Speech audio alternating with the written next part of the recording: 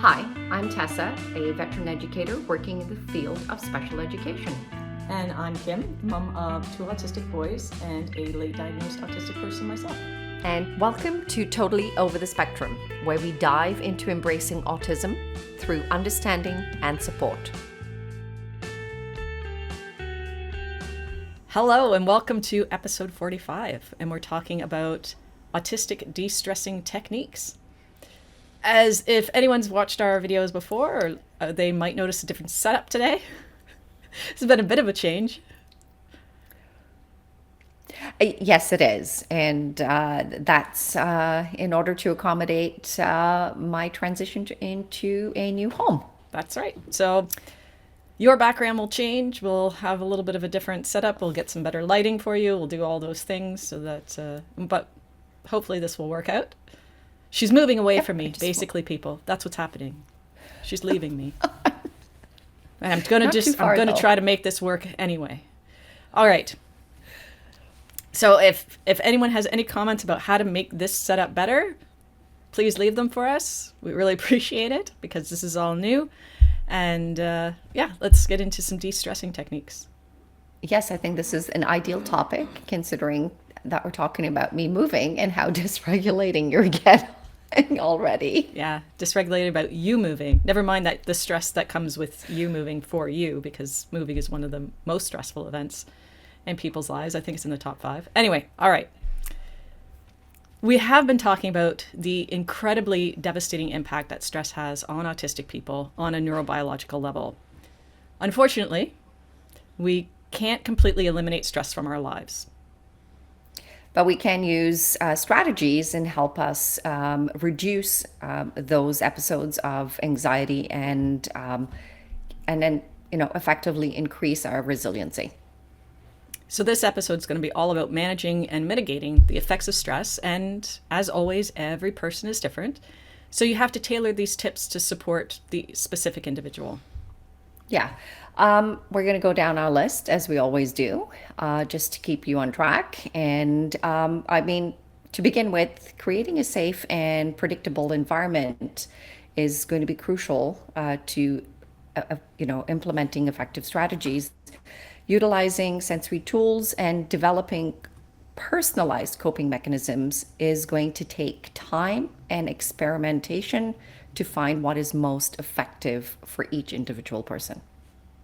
Yeah, the first one on my list is to create a sensory-friendly, calm space. Now, what that looks like is going to be different for every person. It's going to depend on the size of your environment. It's going to depend on a whole lot of things. I really liked cozy, enclosed spaces when I was younger. Like, I'm the youngest of 4 kids, and the house was always busy with people coming and going, and usually a dog or two running around. So finding a quiet area where I could be alone and sort of block everything out helped to regulate me. And that could be as simple as a closet. It doesn't matter. As long as a person feels safe and comfortable, it's about whatever works for that individual. You put some soft blankets and pillows in there, some soft lighting. You can get those kids projectors that they can use. And this isn't just for kids. This is for anybody. Whatever works for you. I really dislike the idea when people say, well, you're too old for that now. No, you're not too old for anything. You do whatever you need to do to help regulate yourself. Yeah, and one of the strategies I can also add to that is minimize any of the art or deco that you could have in your house, because that's going to provide less stimulation and allows you to regulate as well. Another great tip would be a tent. Just get a tent and set it up in an area that could be permanently yours for a calming space. And once again, you can use your soft, cozy blankets. The lighting could be adjusted to your preference. Music in order to help you calm, and additional tools that you can also bring into that environment is going to help. As we discuss that, you'll start to connect the dots. And because every person is different, my son Peter, on the other hand, he's level 3 non-speaking. He did not like enclosed spaces when he was little. He would not go inside of a tent. He wouldn't even sleep with a blanket over top of him. So creating a space for him at that time would require a larger area, like a bedroom. He could still close the door if he wanted to, I mean, he's almost 18 now and pretty much constantly walks around the house with a blanket draped over his head. So things change. So just keep in mind that preferences do change over time, and you can adapt the environment to whatever your needs are as those needs change. Absolutely. And it's just going to be, once again, trial and error. Yeah, what you're looking for is making the environment as sensory friendly for that specific person as possible. So it's going to be soft, squishy blankets for one person and weighted blanket for somebody else. Yeah, absolutely. That weighted blanket is certainly one of my strategies that I'm going to bring forward in our toolbox. All right, so that brings us to having a sensory toolbox or a bag. So knowing the sensory needs of the individual, whether that's yourself or someone else, that's really important in regulation. Yeah, absolutely. And one of my top picks over here is deep pressure, which would include a weighted blanket or vest to provide that deep pressure that a lot of people seek.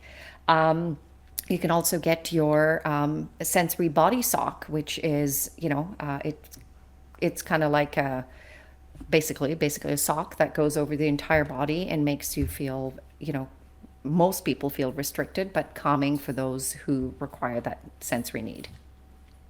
Yeah, it can really be anything that helps to calm or regulate the nervous system.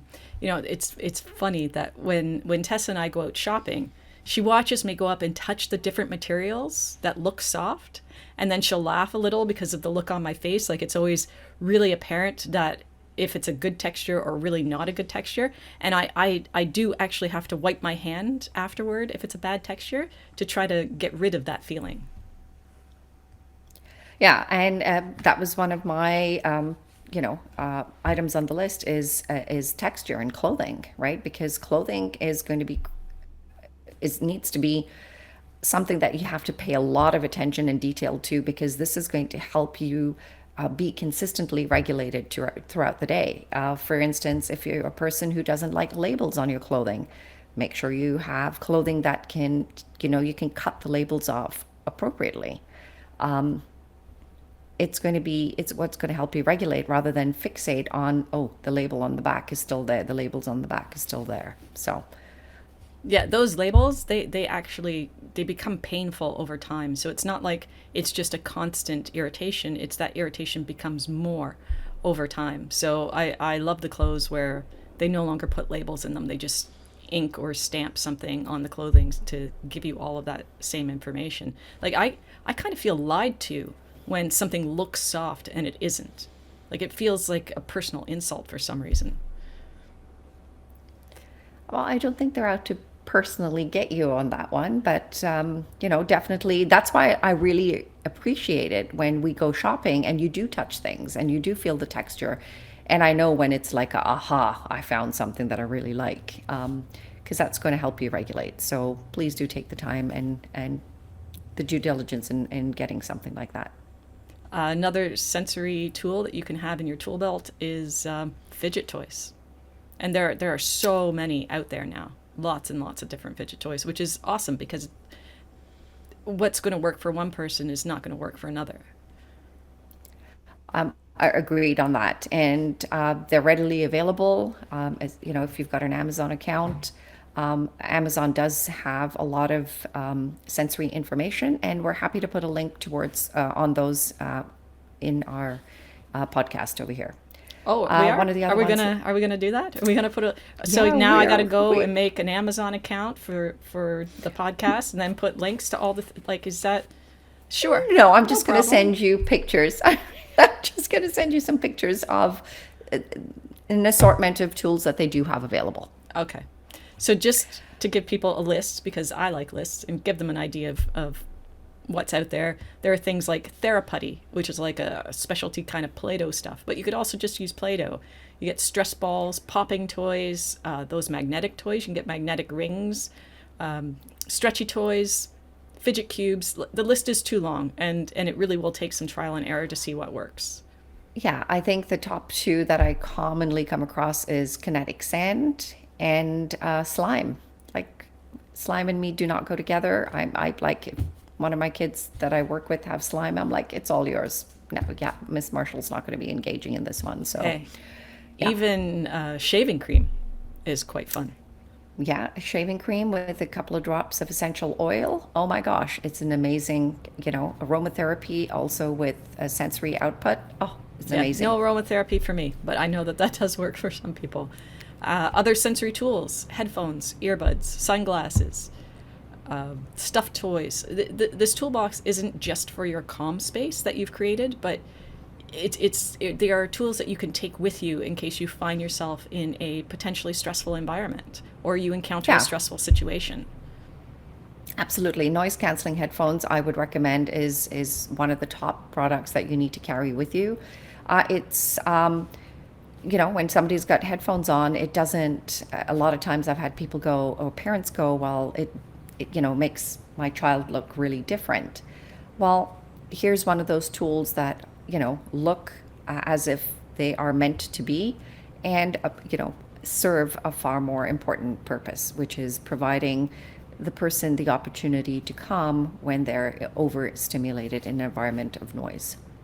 Yeah, I really dislike that perspective because oh, I don't want my child to stand out. I don't want them to look different. I don't like the way people look. Hey, it's about what your child needs in order to regulate themselves. This isn't a want. This is a need. So that has to come first. And if people are singling you out, that is a moment for you to either educate them or to build up some resilience of your own as a parent and say, these people's opinions don't matter. My child is what comes first, is who comes first. Yes, I agree with you on that one. But, often people, when they are experiencing this circumstance for the first time, they've just recently got the diagnosis. It's very overwhelming. And this is their opportunity to, put certain measures into place for them to cope as they uncover strategies that require for them. So, my job as an educator is to build the bridges between parents needs as well in coping with the situation, as well, far more importantly, their child's needs in coping with the situation that they're in. Yeah, I don't know. I think I hear what you're saying. It sounds to me like you feel like something is wrong because it's different and you don't want to highlight those differences. I think differences should be celebrated. Oh, I agree. Absolutely. They need to be celebrated. But it takes time, and that's why you have a community in which you need to immerse yourself in to help build those tools. But we'll get to community later on. All right. So the third thing I have is establishing predictable routines. Like, I love having a visual schedule. I like color coding that schedule. It helps me to find information really quickly. Like, Alex, my oldest son, who's level one, is always in red on my calendar because red is his favorite color. And Peter's always in purple because I like the alliteration. But I also like the way the calendar looks with color. There can't be too many because then if there's too many colors, it starts to look like visual vomit. They have to be harmonious. And I was tempted here to say, because I'm particular, but I have come to realize that being particular often has negative connotations, like the person is demanding or fussy or unnecessarily annoying. Autistic people generally aren't particular because we aren't easily satisfied.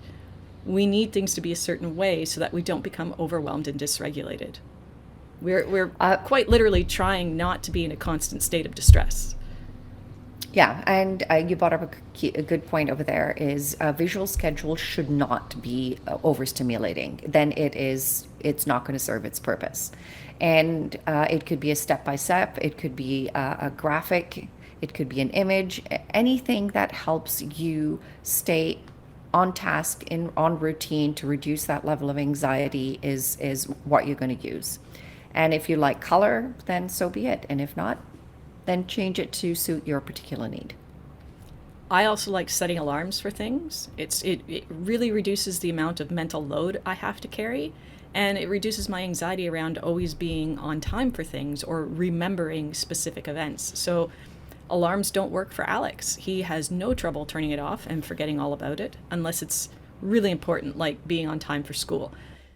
It can also be helpful for some people to set alarms to remember to eat at a specific time or shower or even to schedule a break. Yeah, setting alarm does does really do help a lot of people, but sometimes setting alarms can be dysregulating for people. So instead of a noise going off, you can have a visual timer where people are going to see the timer or the clock, tick down, and then that's going to help to prompt with effective transitions. I think scheduling downtime is actually a really important thing. I've historically been very bad at scheduling downtime. I generally only have one day off a week, not a full day, but most of the day. And if someone wanted to get together on that day, I would always accommodate them. And I don't do that as much anymore. I am working on recognizing and accepting the idea that I only self regulate when I'm alone and that it is an important thing to do. So other people's needs do not always have to be placed before my own. And I think that's often really hard for autistic people because most of us were taught to do that. And that's why we mask. We hide our dysregulation to make sure that the other person is not feeling uncomfortable. So now I put downtime into my calendar. And because that time is blocked off, I feel like I can truthfully say I'm not available. The calendar says I'm booked. Yeah, and that builds effective strategies in your toolbox, right? So just blocking that time out is also an effective strategy that you can use in your toolbox. So they both, complement each other. So the fourth one I have is movement and mindfulness. A lot of autistic people regulate themselves through movement, and that could be physical exercise or it can be stimming. Yeah, and some of the opportunities in which you could, some of the tools that I recommend for the younger kids and even adults is a trampoline or a yoga ball. It just helps give you that, allows you to de stress by, those gross motor skills that you would normally, achieve when you're outdoors. But if you're not regulated enough to move out to the outdoors and obtaining that, need, then a trampoline can provide that for you. A yoga ball can provide many aspects of that for you. So those are my top two in which I do, suggest to parents. And I think another one would be a walking pad. I do know that Alex uses it, and he finds it very helpful to help him just get back on track into and staying on routine. Yeah, sometimes the act of actually going outside can feel very overwhelming, or it's raining. Weather is bad generally. It's too hot, it's too cold, it's too wet, it's too peoply. So, yeah, having a walking pad was really a good idea for Alex. But I was trying to think of what I wanted to say. I think I got it. So, you don't have to wait until you're dysregulated or becoming dysregulated before you use physical exercise as a way to regulate yourself. Sometimes using physical exercise before you do a demanding task can help you sort of regulate your nervous system so that you're ready to take that on. Agreed, absolutely. And if you build exercise in as part of your routine, it is going to be a very effective strategy in managing stress. Yeah, and it can be walking, swimming, even dancing is physical exercise. So it can be really fun. It doesn't have to be, oh no, I have to exercise now. It can be anything that just gets you up and moving. Yeah. And once again, we're going to go back to trial and error. Try different activities and see what meets your needs and helps you transition far more effectively. And under physical movement, I also have stimming, which is our self-regulating repetitive movements. Most people think about hand flapping. It could be bouncing, rocking, humming, singing. Like vocal stimming is also a thing. It's whatever the stim looks like for that individual. They're doing it to regulate themselves. It's necessary. We would like to avoid stimming that causes harm to ourselves or others and replace that with a stim that is not harmful whenever possible, but that's not always super easy. Yeah, that takes a lot of, it takes time and effort and a lot of strategy and support from those around you in order to replace one stimming need with another. But it is obtainable.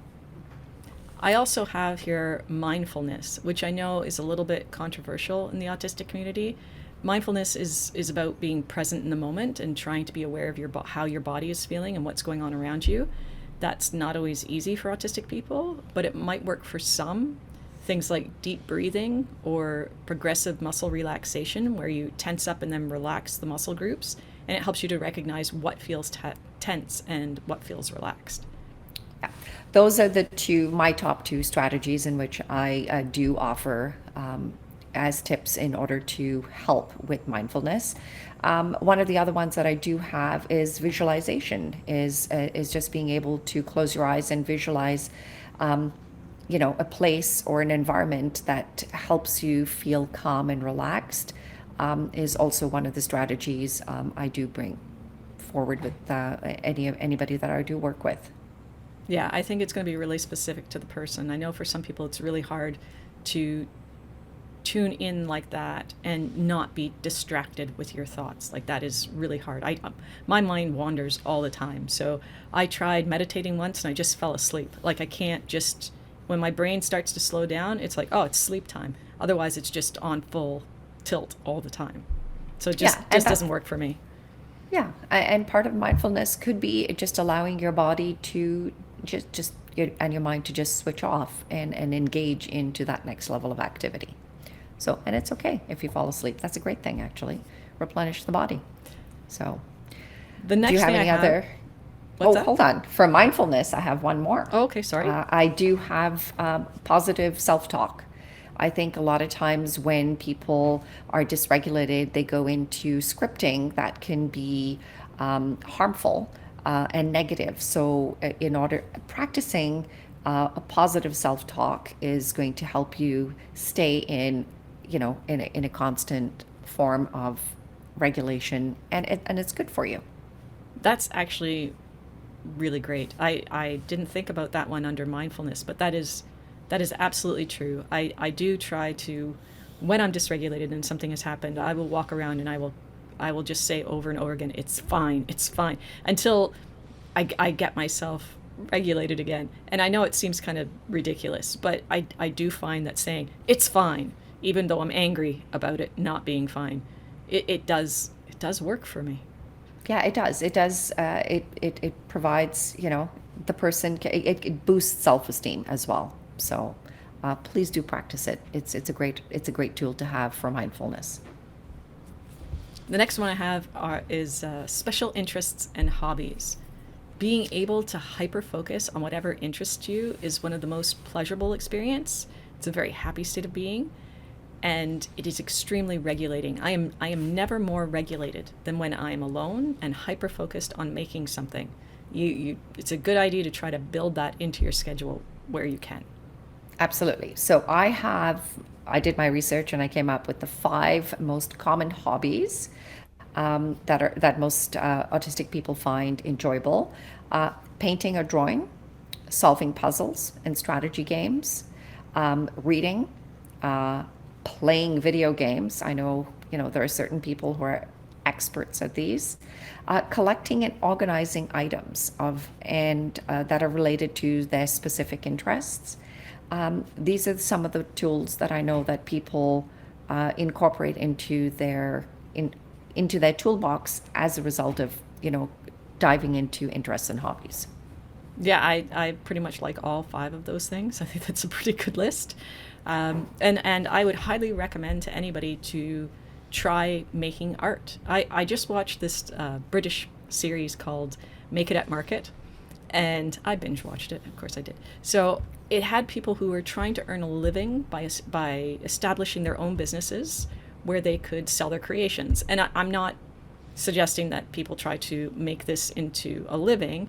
I just thought that it was interesting how many people on this show came forward as autistic. They were doing all sorts of, there was painting, metalwork, woodworking, fiber art, stained glass, whatever it was. But almost every single person on there, whether they were autistic or not, said that making things was integral to their overall mental health and well-being.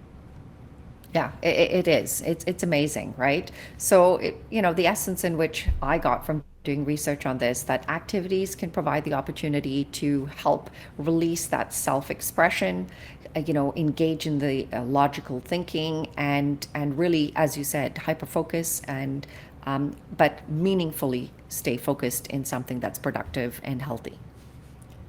I think that the best part of hyperfocusing is that I'm not thinking about anything else. There are no distractions in that moment. So my brain is the most calm unless I'm asleep, because it is solely focused on one very regulating task. Well, there you go. Do you have any others that you would bring forward as an interest or hobby? No, I think you covered them all actually. But I will go on to Oh, the next point because we do try to keep these a little bit shorter. And congratulations to anyone who's made it this far in the video. Thank you for staying with us. I have social contact and support networks. this is crucial. And I think setting up a social network and is so in it is so necessary, because not only for the person that is in distress, but also helping set up an effective social network is going to give the people that are around you the effective tools in order to help you when you're dysregulated. Yeah, as I just said, I'm at my most regulated when I'm alone. But that doesn't mean that I don't need or enjoy social interaction. And I think finding a healthy balance between alone time and those meaningful social connections is really going to help reduce stress. I think it's fairly common for autistic people to experience social exhaustion. So know your limits and take breaks when you need to. Yeah, and also engaging in social activities helps you practice the social skills that a lot of autistic people find they're at a deficit at. I think having a core group of safe people as a support network is really going to help, and that could be family or friends or being part of an autistic community, and that could be in person or online, where people can relate to your experiences, where you feel safe and understood. I've found that listening to other autistic people talking about their experience is incredibly validating. Yeah. When here is also a couple of strategies that when I mean, you and I have great communication, but when you are creating that core foundation of small group of friends, um, as much as a neurotypical person, when you say to a neurotypical person, you know, I need clear and concise communication, it also has to be reciprocated. So when, you know, a neurodivergent person, whatever their wants and needs are, specifically needs, you have to communicate that to a neurotypical person and say, here, clear, concise communication and language that they're going to understand to support you when you're dysregulated. It's not that neurotypical people and neurodivergent people can't communicate. It's just so much easier and clearer when a neurotypical person is talking to a neurotypical person and a neurodivergent person is talking to a neurodivergent person. So it's not that you can't have neurotypical friends, but I'm going to tell you the people that I have collected are all unintentionally ADHD. Those are my support people. ADHD people are all my support people, and I have found they didn't even know it, and I didn't know it. But over time, as we're talking, especially doing this podcast and learning more details about neurodivergence, all of the people in my life without having diagnoses are ADHD. And I think it's just because those are the people who understand me, and those are the people that I communicate with best. Yeah, and that's okay. And if that seems to work for you, that's what you need to do. Find yourself an ADHD support person. That's my tip. Maybe for you, but not for somebody else. I think there's a All right. lot of consensus in the autistic community when I read about it, that they're all like, yes. It's even a meme. I know you're not a social media person, but it is a meme where you have the autistic person and you have their ADHD support person nearby. Okay. Well, I'm so glad to be yours. Thank you.